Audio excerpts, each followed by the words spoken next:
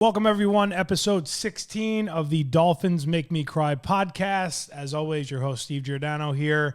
And man, it's so much nicer to start the podcast coming off of a road Monday Night Football victory out in Los Angeles, breaking the 3-game losing streak and actually keeping us alive at 3-6. First, we'll give you the breakdown of that game. One, I want to say it was a great experience out in Los Angeles, first in San Diego, then in Los Angeles. Different side of the country, very different than South Florida, but nevertheless, a lot of cool stuff there. Really amazing stadium, great experience there. Definitely a first-class setup that they have there for the Rams and for the Chargers. As for the game, the Dolphins did enough. What you like about this game is they were able offensively to spread the ball around. First drive, they come out, and they always do this, that first scripted, 10 or 15 plays. They got a big third down conversion to Waddle, who they left wide open because of the double coverage that Tyreek was drawing. He gets a big third down conversion, and then you get Malik Washington, guy you drafted who hasn't really done much. He's been often on the injury report through the preseason and the regular season. He gets an end around 7-0 Dolphins. It put a nice tone for the game to start out. So it was nice to see that. What you didn't like offensively throughout the game, and this is probably going to be a theme that we're going to need to watch, is Austin Jackson, who is headed to IR, most likely with a knee injury. Your starting tackle, he was out, and Tua held on to the ball in a lot of instances in this game for too long, got sacked too many times, too many pressures, and the O-line had its trouble. The Rams have some big boys on the D-line that gave them some fits. So it's going to be interesting to see what we do here, how we fill Austin Jackson's spot and have the continuity that we've had. Because the one thing that's really kind of shown through, I talked about it a couple weeks ago, was the offensive line continuity in the starting five have played pretty much every game outside of the game Armstead missed against the Titans. And now, last week missing the game, Austin Jackson missing it. So it's going to be interesting to see how they kind of fill that void to get that continuity and hopefully, knock on wood, continue to be fairly healthy on the offensive line. But losing Austin Jackson is definitely a big loss as a tackle for you. Defensively, what you really liked about this game is and I kind of knew it going in. I had a pretty good feeling. I picked them last week, even despite the way they've been the entire year. You got Cater Kohu back, you got Javon Holland back, you got Zach Steeler back. So that's three very high-end, top-notch players on your defense that were playing that had been in and out of the lineup the last 3 weeks. That really made a difference. And you're really starting to see with defensive coordinator Anthony Weaver, the things that he likes to do, the exotic blitzes. He's obviously making up for the fact that they don't have a crazy good pass rush, although last week it definitely kind of showed itself. They're doing a lot of different things. Javon Holland, when he's on and he's playing at a high level, very versatile, come to the line of scrimmage, disrupt the run, disrupt the pass. And then I think they're a lot more comfortable in doing those things when you then have Cater Kohu, who's outside of the injuries, had a very good year thus far. You don't have all these like gaping leaks in the secondary.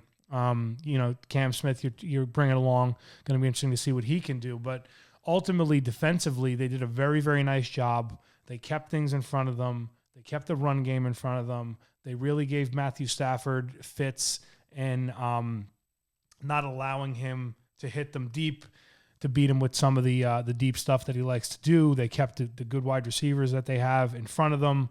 So overall, 23-15 victory. We'll take it for a team that is not very good on the road traditionally, is terrible in prime time.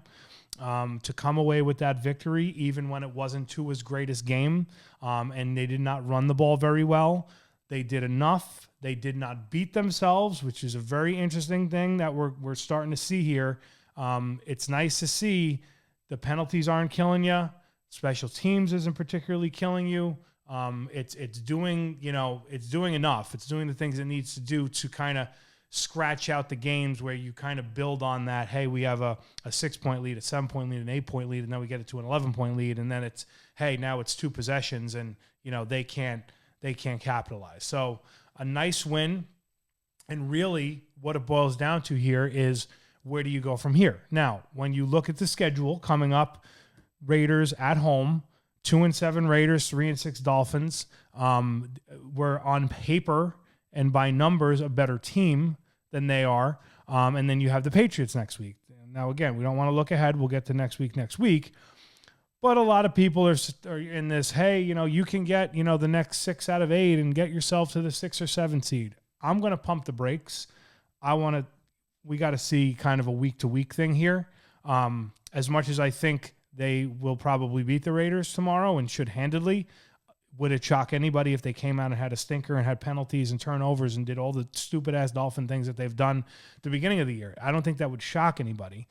But you're hoping with what you saw in the Cardinals and what you saw in the Buffalo game and what you saw on the Monday night game, it sucks that you didn't come away with at least 2 out of those 3, and then we can go back to the Colts game and you can go back to the Titan game, and we'll look back on this season probably when they end up 8-9 or whatever it is and miss the playoffs, and we'll say, man, you had your moment, you had your spot, you could have taken it, and you didn't.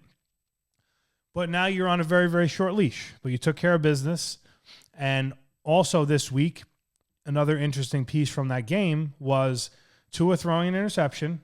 When he throws the interception, he goes to make the tackle. He gets kneed in the head. Thank God that he did not have any issue, any concussion, didn't come out of the game, nothing. But you just wonder, will this guy learn? Look, he's a competitor. He's a football player. It's hard to tell a guy instinctively to not, do things that football players do. But he needs to be smarter than that.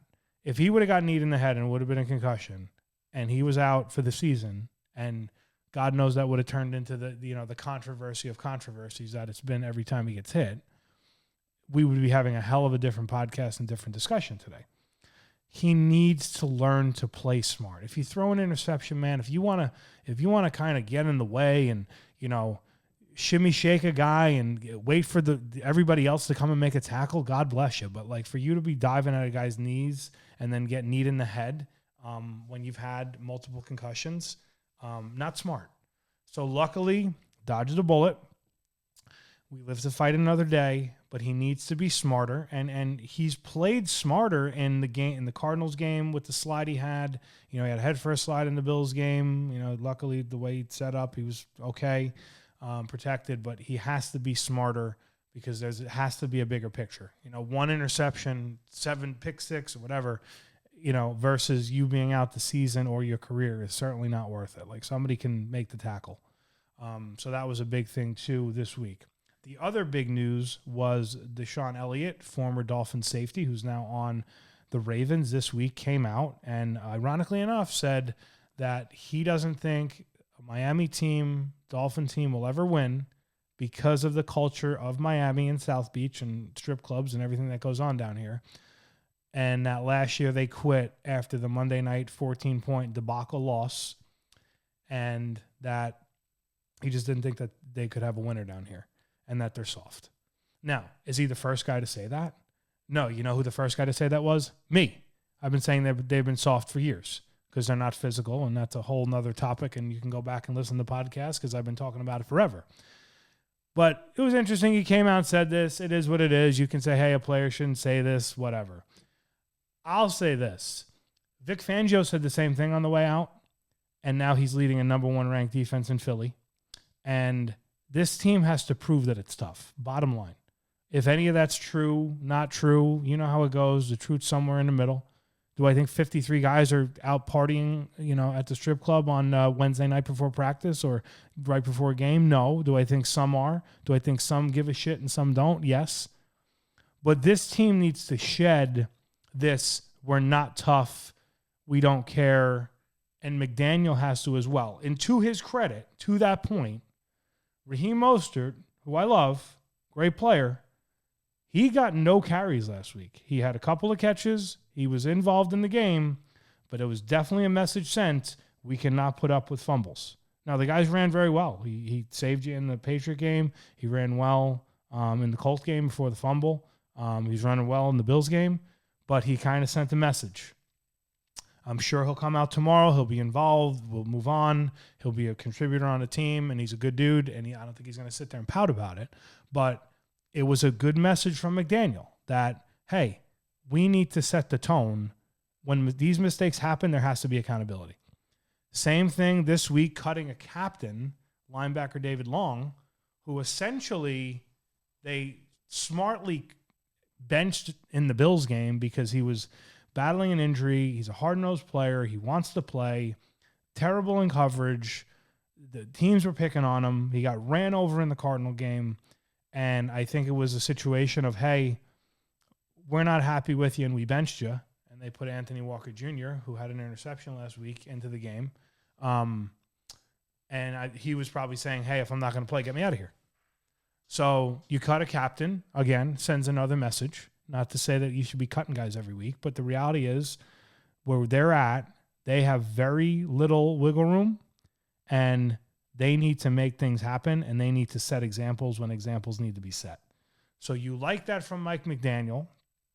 You like the direction here, but now it's, can you capitalize? You have a long season to go ahead of you.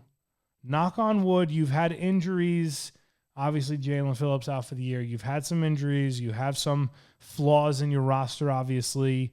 You have, certain penalty situations and different things that they've slowly started to clean up, and special teams, like I said before, which is good. We need to see it on a longer basis and on a more consistent basis. You got your quarterback back, and you're going to have some injuries. But they've kind of weathered somewhat of a storm. The only storm they haven't weathered is having 6 losses. And that's the biggest one. But can they build from here? Look, stranger things have happened. Teams have went on runs before. Can they go on a run? Hell yeah, they can. They have talent. Will they go on a run? If I'm predicting it, I predict they go on a little bit of a run. They get us excited. And then as it gets closer to the end of the season, they kick us in the balls like they normally do. And they end up 8-9 with a mid-range draft pick and no playoff spot. If I was a betting man and watching this team for, the last 35 years, that's what I would pick. But hey, we're fans. We got to believe, right? Now, as it pertains to going in to this particular game, from an injury perspective, Fuller, the cornerback, second concussion. He's definitely not playing. Hopefully it's not too terrible and we can get him back next week, because he's definitely a pretty solid NFL cornerback. He's done a pretty decent job overall this year. That's a loss. We talked about Austin Jackson. Nothing too crazy. Alec Ingold looks like he's going to play. He was out last week, which definitely you felt in the run game. But they're actually starting to get some guys back now. River Craycraft, I'm hoping to see in the fold tomorrow as a third wideout. So they got some good stuff going here from a personnel perspective and from an injury front perspective of who's ready and who's not. Isaiah Wynn has started to practice. That can help in this Austin Jackson loss. The momentum has to start building, but it's one step at a time, and it starts tomorrow with the Raiders at home, a team that you better handle. And again, look, are blowouts the thing in the NFL? No, not really. Teams, weird things happen. They just fired some guys. You're on a short week coming from the West Coast. I'm sure we're going to have our moments, but you got to take care of business. You got to take care of business at home tomorrow. And I talked about it last week and a couple weeks ago, the offensive evolution that you've seen and you're beginning to continue to see. Obviously, the run game wasn't great last week, but you got a lot of guys involved in the pass game. You're still waiting for the explosion from Tyreek Hill, which we'll talk about. You got Waddle had 50-something yards. You had Mostert with a couple catches. You had Jonnu Smith making some plays. We talked about Malik Washington with the end around, a couple catches, and in special teams. They have these weapons, and I feel like they're starting to diversify the weapons. You get me River Craycraft. You had Odell Beckham with a couple of catches. Obviously, there's only one ball, but you have a lot of threat here that I think it's different because you don't have yet the big over the top. But what I like about that is you'll get a big over the top and you're going to start getting them. But you have all this other stuff and you're taking what they give you. And I think they should continue to do that. If it's not there over the top, don't take it. Now, to Tyreek Hill, he had a touchdown last week, a couple catches, nothing crazy. He's battling a wrist injury. He's battling ankle injury. He's fighting through it. Everybody's kind of waiting for him to break through. I do think him and Waddle have to start playing like the 20-something million a year receivers that they are. But he's battling some stuff.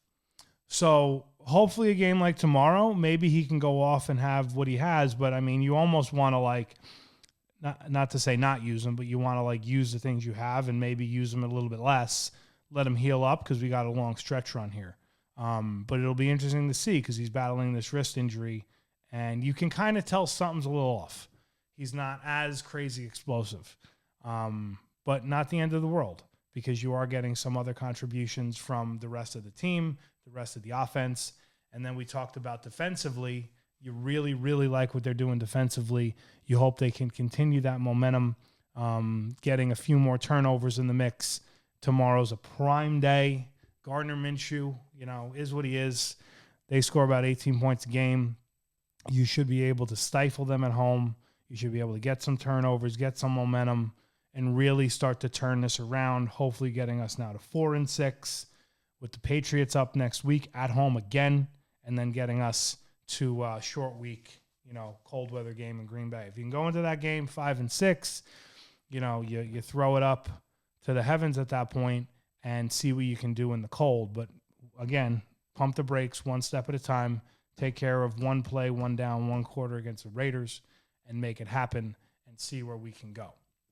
So that being said, as we are in the home stretch of this NFL season, that has been overall disappointing. But again, you got to let it ride out and, I'll curb my enthusiasm. Let's get me to 5-6 and I'll get a little excited. I'll get a little bit excited. We'd have 3 in a row. I'll get a little excited.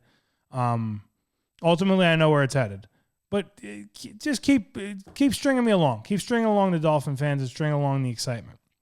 So, Steve Gio's prediction in the league where they play for pay. Dolphins, Raiders, Hard Rock Stadium. Dolphins favored by 7.5 at home, over under 44. Interesting game, obviously, and could you see the Dolphins come out with a stinker like I said before? You absolutely could, just because of the stupid things that they can do at times and the self-inflicted wounds. However, I think tomorrow is the day. The Dolphins will go off offensively. They will win this game 30-14. You'll be right on that, right under the over, so take the under. I think you're going to get a solid game from Tua, the run game, Tyreek. You're going to get the ball thrown around the yard. You're going to get 2 turnovers. You're going to bring 1 back for 7. And I think you'll walk away from this game feeling really, really good, building that next notch of positivity and momentum as the New England Patriots come in next week. This is the game. You have to go out and just play the game and score the 30 points and be the offense that you were last year. It's what we're looking for. The Raiders are not any good. Don't let them hang around. We will see you next week. Let's go, Fins. Make it 2 in a row.